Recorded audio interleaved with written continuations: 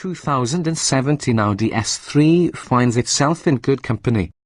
Ask people about hot compact cars, and the Volkswagen Golf R and the Ford Focus RS leap to mind.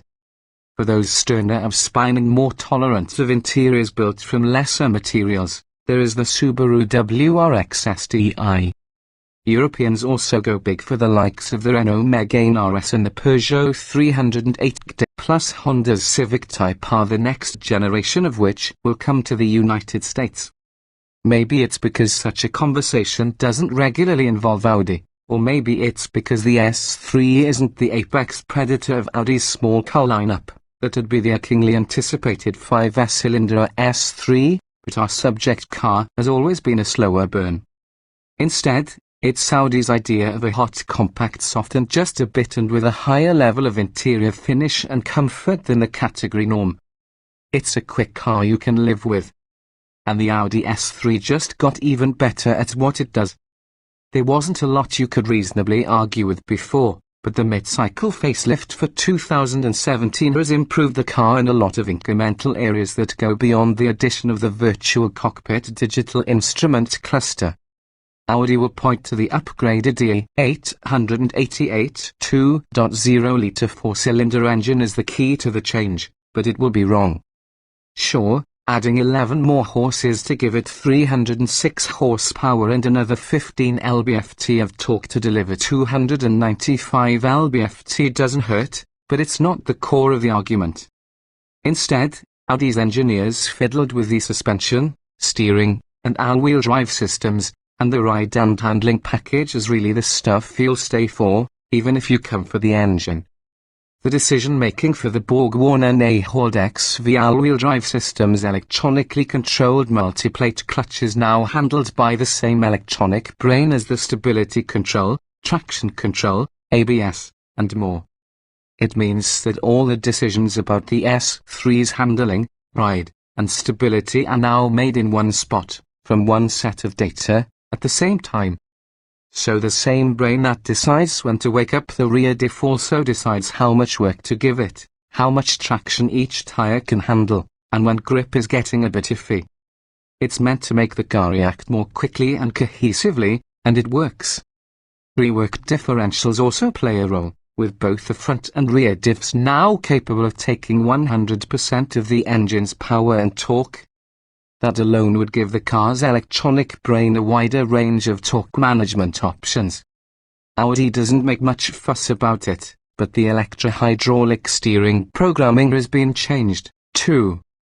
It can handle the power these alterations imbue the S3 sedan with handling that feels even more positive and precise at the start of every corner, which imparts a higher level of confidence in the car's ability to cope with anything you can throw at it.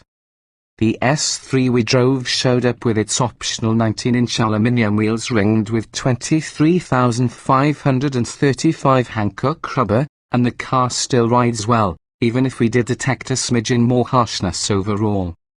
The S3 has more grip, in every direction, than sane people will ever exploit. It can be hurled into any tight corner with an utter lack of mechanical empathy, and instead of curling up in a ball of mulling understeer, the S3 will shuffle the torque around, briefly pinch a brake caliper here or there, and just bite and go. There is an accuracy and a nuance to the lightly weighted steering that wasn't there before, and a driver always knows exactly what grip remains and what the car has just done.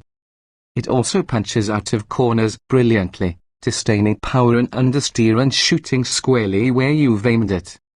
It's difficult to convince the S3 that its abilities finally have been exceeded, but when they are, it smoothly and surreptitiously works its voodoo to get everything under control again. The A888, it's just good for all that. Nobody meanders into an Audi dealership and buys an S3 for its software. They're there in large part for the engine.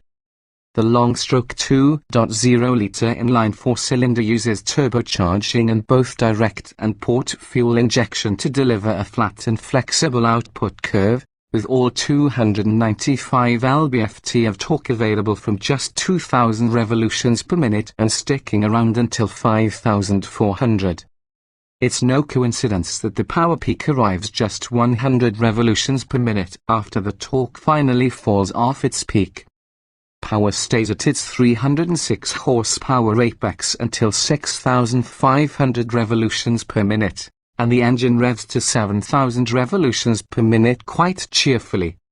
While this car isn't light, figure on about 3,300 pounds, it is quick. We tested the pre-refresh S3 to 60 miles per hour in 4.4 seconds and predict the updated car will do about the same.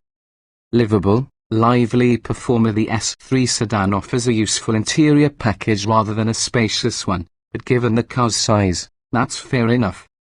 In sedan form, it's less than 176 inches long and dedicates a decent amount of the cabin to the back seat.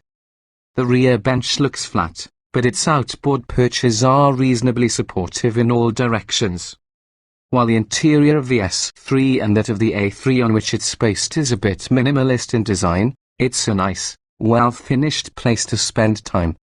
The multimedia screen is starting to look a little small in a world of expanding display sizes, but the upside is that it can drop down into the dashboard when it's not needed, which is most of the time now that the 12.3-inch virtual cockpit screen in the instrument panel replicates most of the functions. The driver's seat is supportive and comfortable at the same time, and the steering wheel feels lovely and intuitive in the driver's hands. And the more time you spend with that steering wheel in your hands, the more charming the S3 becomes. It's a lovely, slightly under-the-radar car made lovelier.